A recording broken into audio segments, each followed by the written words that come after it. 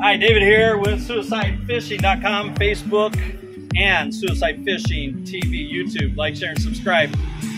Chatting you today along with my super Kaibigan right here, JR Pedero.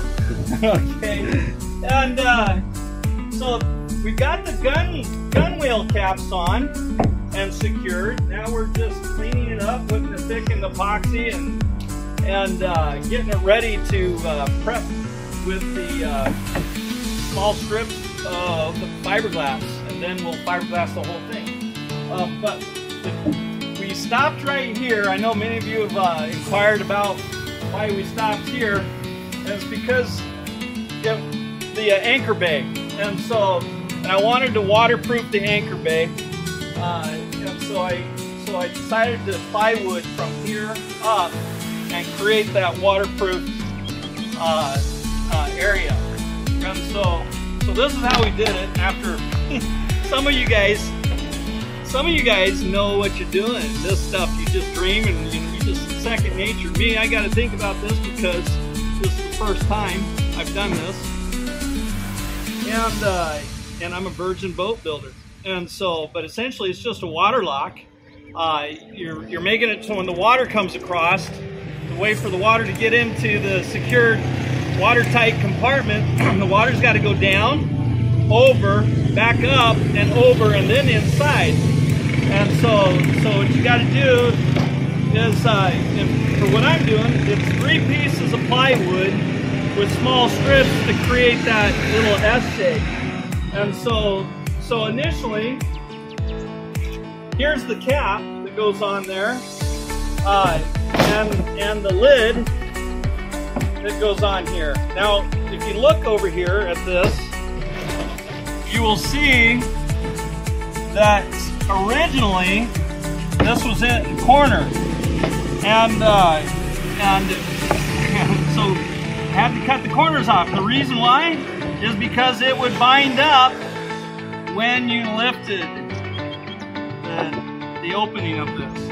And so it would bind up, and we started grinding on it to see if we could get it unbound, found out that it just was going to disfigure it. And so now I know why these spots are rounded, and they're a decent sized curvature.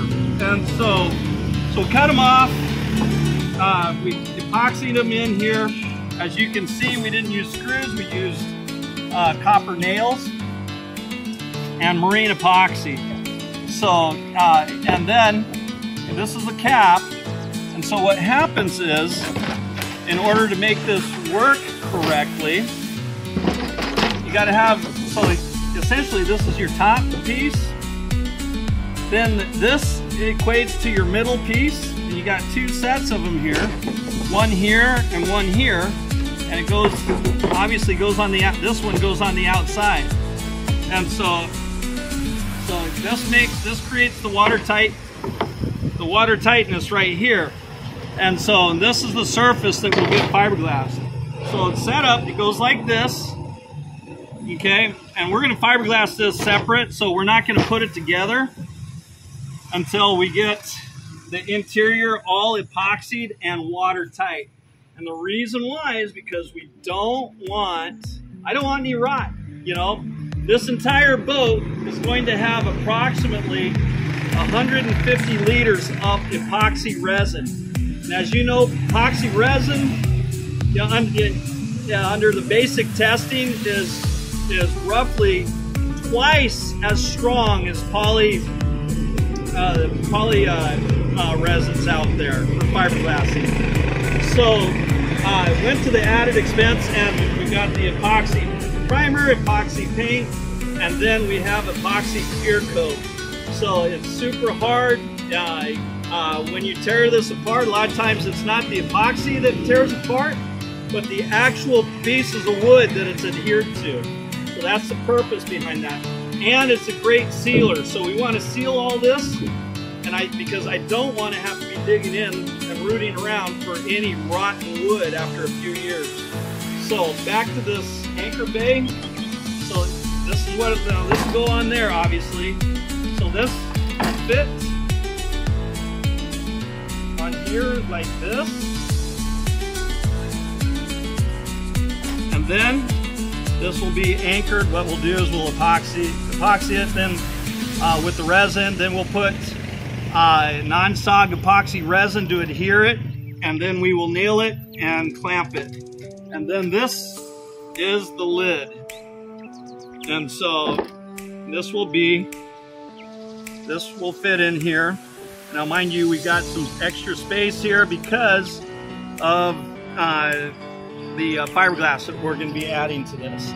So it will open, and once we have the hinges on it, it will open easy enough, and then close easy enough.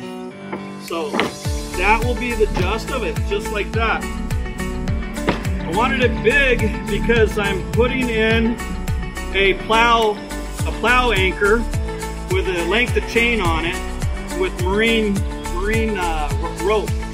And so the plow I'm buying has the one that's got the swivel on it, so it'll go back and forth. And then it's going to be about 2.5 feet deep. So we'll be able to stick probably a couple anchors in there, because here in the Philippines, to secure a boat, what they do is they put an anchor out in front. And especially because we don't have docks here, so up like at Baywalk, they'll tie off to the Baywalk, which is big concrete. It's got ropes and fasteners to secure to, and then they will run the rope and an anchor out the back to keep it from going like this, which is bumping into other boats. The other boats have outriggers, so it's not like a bumper is not going to do you any good parking amongst the local traditionally made what they're called bancas or boats. And these are boats with outriggers, and they will do a tremendous. Bamboo and they're made out of bamboo, and they're incredibly strong, and they will do a lot of damage. And so we want, so everyone's conscious about keeping their boat nice and straight and be able to manage it up and down in the tide. So we get about a meter and a half of tide. Sometimes, I think twice a year, I think we get upwards of 2 meters. And so, but the local fishermen, they got this down and memorized by heart. I don't. So I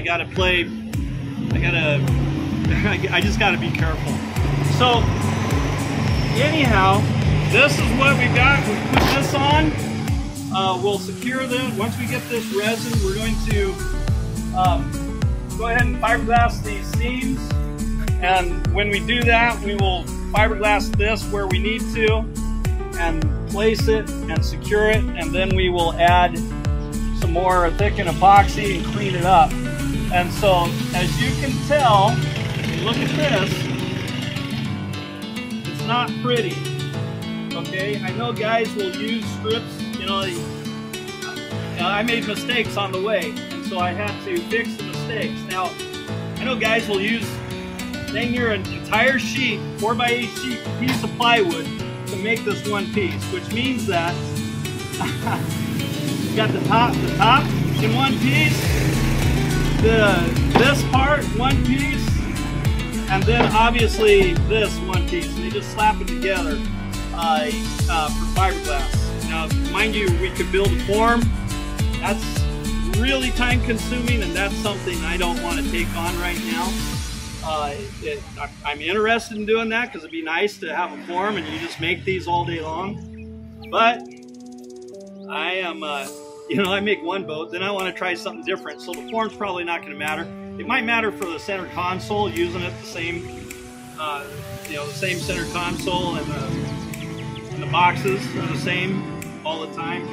But these things change in size. Your other compartments, airtight compartments, and ice boxes will change in size. So that's imagine if we were a full-time boat manufacturer, that's what we would do. But we're just doing one-offs, and so mano mano is what they say in the Philippines. So anyways, so this is ugly looking. You can see where I cut this and I had to add pieces. This was my original cut, and because I had to customize and cut this down, bottom piece, in order to fit inside there, it went from here to here, so I had to add pieces in here so I could effectively have a surface to epoxy to. And but one thing about this is you will not be able to see it. It will be on the inside of the boat and secured. You won't, even if you stick your head down underneath, you're just not going to see much. So we'll have this all painted up and nice looking,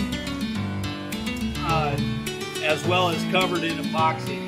And so the paint, they'll be primered and regular paint with epoxy. So anyways, before this music gets too loud from this guy walking up the street selling these radio or battery operated speakers, I am going to sign off.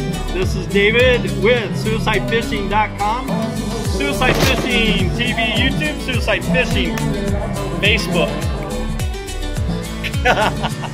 Signing off. I hope you have a wonderful, wonderful day. And JR. Bye.